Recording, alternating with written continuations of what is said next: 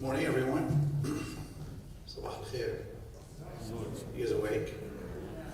Let's see, maybe we can make this a little more interesting. Thank you for inviting me to speak. Great to be with you. Marty, I don't have any prepared remarks. I wanted to hear a little bit of what others wanted to say and not be repetitive.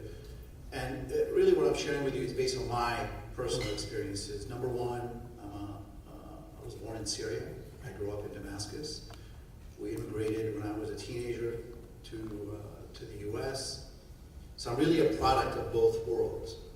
And I also worked in government on national security. I served for 10 years at the US Department of State. And I had a number of roles, including I was the chief of staff of the US Embassy in Baghdad. I was the main liaison with the Syrian opposition during the early years of the revolution.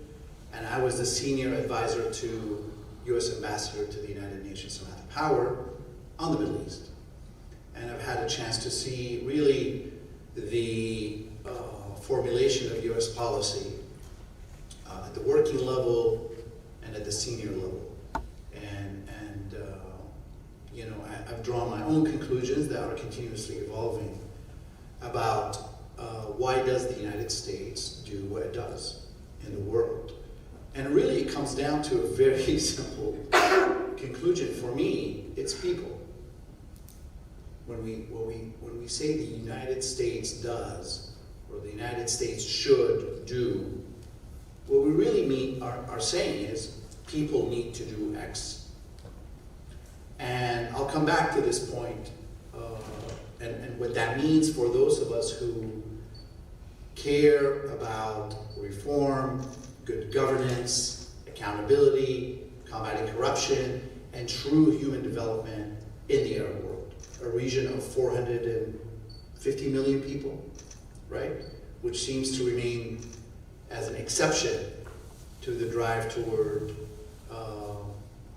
bringing more accountable governance to the world and respect for human rights.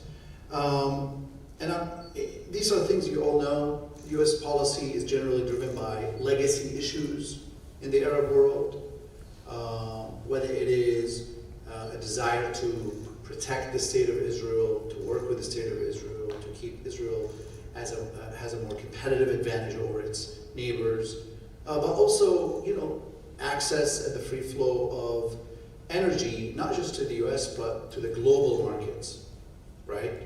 Including Japan, for example, is important to the US, South Korea, other parts of the world.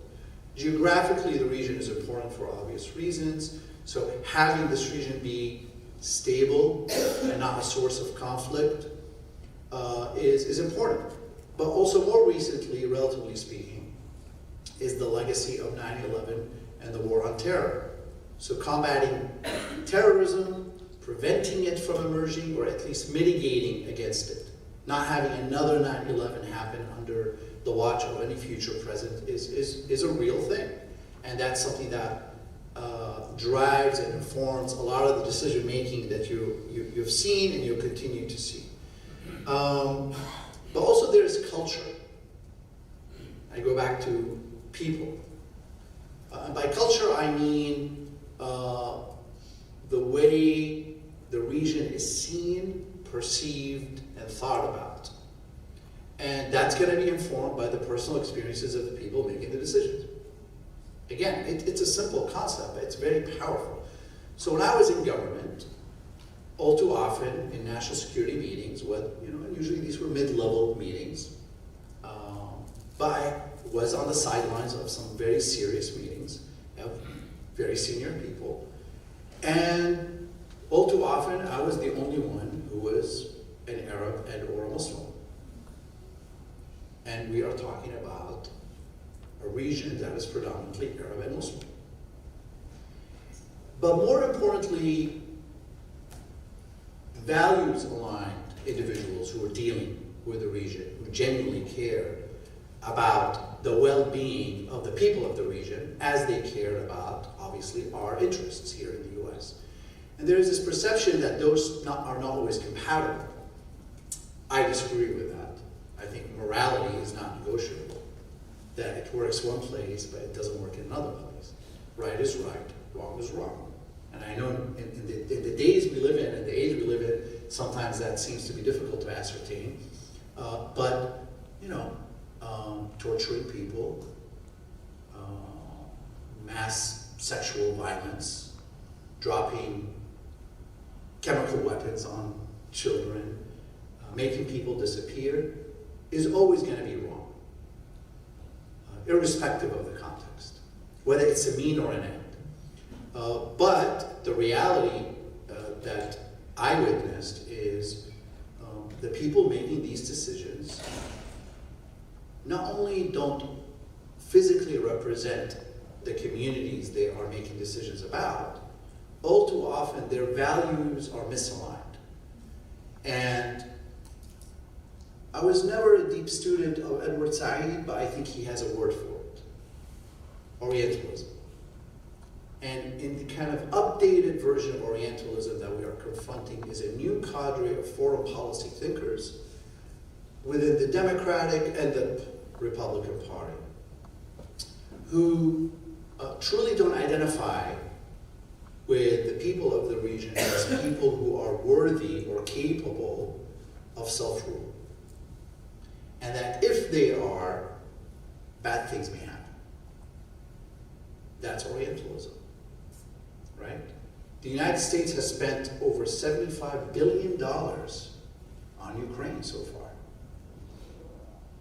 according to Wikipedia.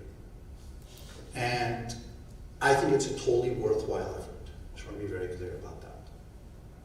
Ukraine is a sovereign country that's been attacked illegally by its neighbor. And I do think the United States should stand with the Ukrainian people, full stop. But that same visceral identification and love for a people and their democracy doesn't extend to a region of 450 million people from Morocco to Iraq.